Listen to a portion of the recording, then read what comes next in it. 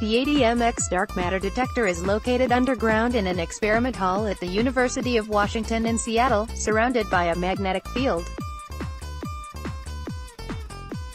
Credit: Mark Stone, University of Washington, U.S. Physicists say they have successfully tested the first experiment sensitive enough to detect axions, hypothetical particles that some scientists think make up the dark matter holding galaxies together.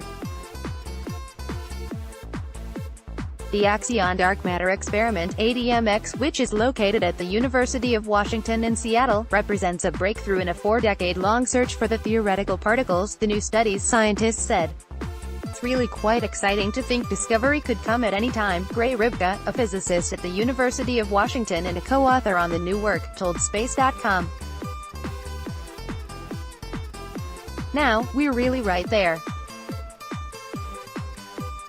When we see a blip, and we see blips periodically because of either interference or scheduled fake signal injections to make sure the thing is working, suddenly this really could be it. Dark matter and dark energy, the mystery explained. Infographic: Ribka said the discovery of axions could play as significant a role in transforming our understanding of the universe as the recent detection of gravitational waves. As soon as we see a signal, and look at the kind of shape and how that signal changes over time, we'll be actively probing what dark matter is doing in our region of the galaxy, he said. It will be able to give us information about how galaxies form and what dark matter is doing. Axions are believed to be extremely low-mass particles that stream through space and rarely interact with ordinary matter.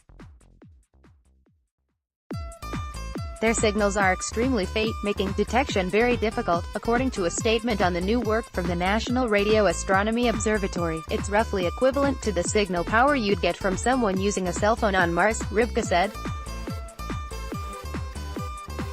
ADMX operates like the tuner of an AM radio, slowly cycling through different frequencies until it detects a signal.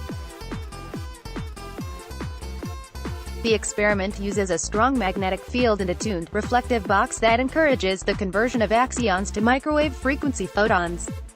An amplifier is then used to listen for the sound of the conversion. The experiment is cooled down to 0.1 Kelvin, or roughly minus 460 degrees Fahrenheit, minus 273.3 degrees Celsius, to eliminate noise caused by thermal radiation. A look inside the ADMX detector, which tries to detect photons produced by hypothetical particles called axions.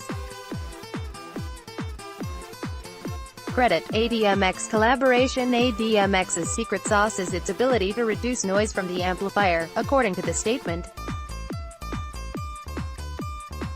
Previous experiments had used standard semiconductor transistor amplifiers, whose noise made it difficult to detect axions. It was a vexing problem made more difficult by a lack of resources to solve it. The people who look for dark matter, it's not a huge community. Andrew Sonnenschein of Fermi National Accelerator Laboratory, Fermilab, the operations manager for ADMX and a co-author on the study, told Space.com. We're not like Microsoft. We don't have thousands of people able to turn over a whole new product line every couple of years.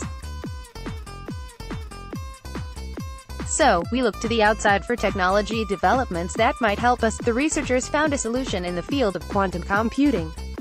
Those people are doing such amazing things with the manipulation of single photons and superconducting quantum circuits, Sonnenschein said.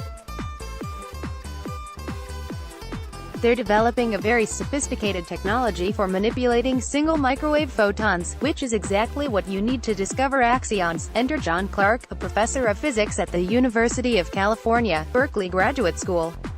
Clark is a pioneer in developing sensitive magnetic detectors called superconducting quantum interference devices, SQUIDs. Clark designed a microstrip squid amplifier, MSA, that has been incorporated into ADMX. The MSA reduces the noise by a factor of 30, meaning that signals from axions should be detectable if they exist. Ribka said scientists ran ADMX using the new MSA from January 2017 to August 2017 to demonstrate that the amplifier was effective in reducing noise. ADMX operates 24 hours per day. Ribka said the most recent run began in January and will continue into this summer, when it will be shut down for maintenance. The experiment is funded for another 3 years. Although axions could be discovered next week, Sonnenschein said, scanning all the frequencies where they might exist could take many years. The exciting range for axions, we think, is from where we are now, which is at around 1 GHz, up to several hundred gigahertz, he said. Rybka noted that with higher frequencies come higher noise levels, making the experiment more difficult at those levels. Research and development is underway to develop new technologies and methods for scanning these frequencies. If we're lucky, we'll find the axion in this lower frequency range, and that will save us the trouble of the tougher experiment, he added. The new work was detailed in April in the journal Physical Review Letters. Follow us at space.com, Facebook and Google. Original article on space.com.